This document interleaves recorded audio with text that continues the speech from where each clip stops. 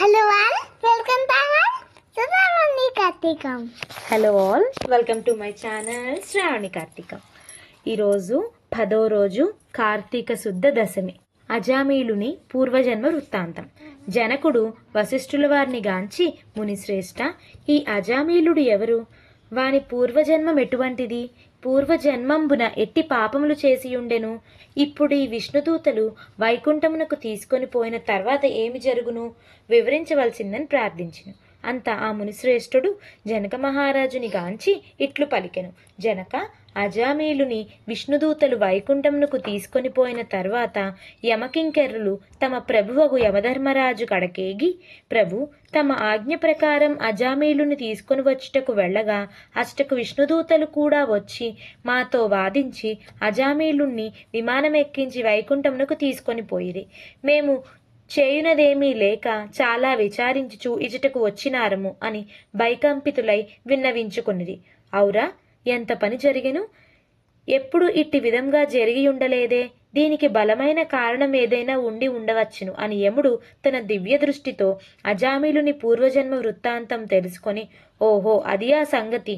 తన అవసాన కాలమున నారాయణ అని వైకుంఠవాసుని నామస్మరణ చేసియుండెను. అందులకు గాను విష్ణుదూతలు వచ్చి వానిని తీసుకొని పోయిరి.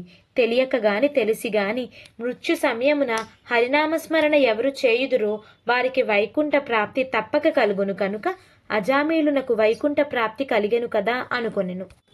అజామీలుడు పూర్వజన్మలో మహారాష్ట్ర దేశమున ఒకానొక శివాలయములో అర్చకుడుగా నుండెను.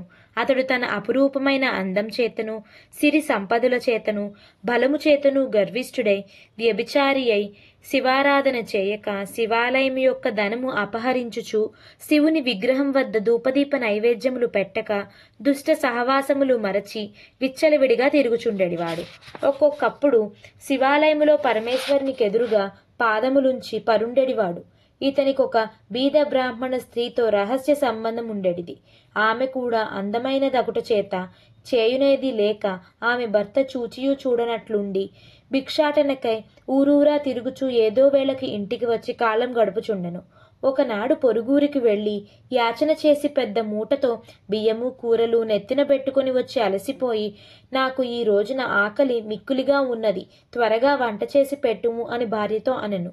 అందులోకి ఆమె చీదరించుకొనుచు నిర్లక్ష్యముతో కాళ్ళు కడుక్కొనుటకు నీళ్లు కూడా ఇయ్యక అతని వంక కన్నెత్తైనను చూడక విటునిపై మనస్సు కలదై మగని తూలనాడుట వలన భర్తకు కోపం వచ్చి మూలనున్న కర్రతో బాధెను. అంత ఆమె భర్త చేతి నుండి కర్ర లాగుకొని భర్తను రెండింతలు కొట్టి బయటికి త్రోసి తలుపులు మూసివేశెను.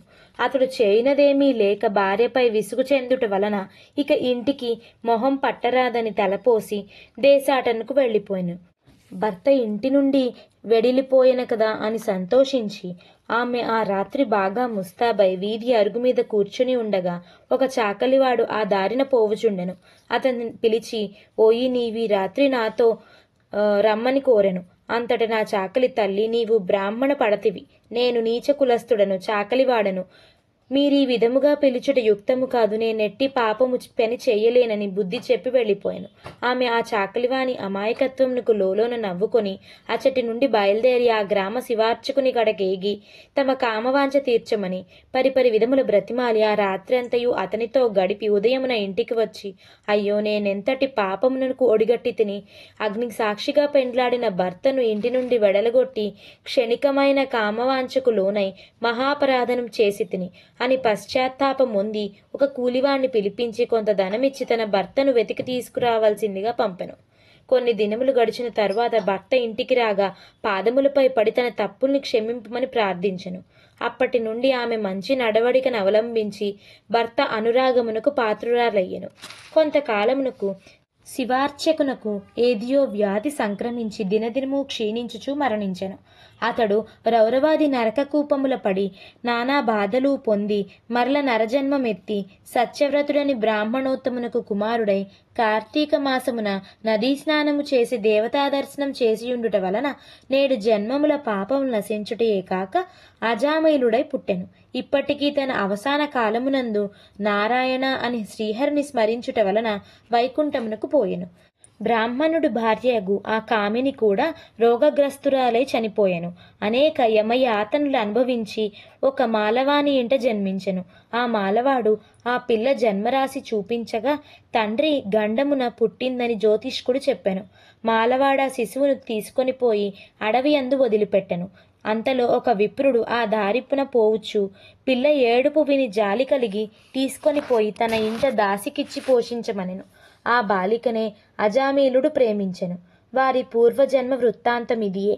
నిర్మలమైన మనస్సుతో శ్రీహరిని ధ్యానించుట, దాన ధర్మములు, శ్రీహరి కథలను ఆలకించుట, కార్తీక మాస స్నాన ప్రభావముల వలన ఎటువంటి వారైనను మోక్షమొందగలరు. కాన కార్తీక వాసమందు వ్రతములు పురాణ శ్రవణములు చేసిన వారు ఇహ పరం సుఖములు పొందగలరు. దశమాధ్యాయం 10వ రోజు పారాయణం సమాప్తం.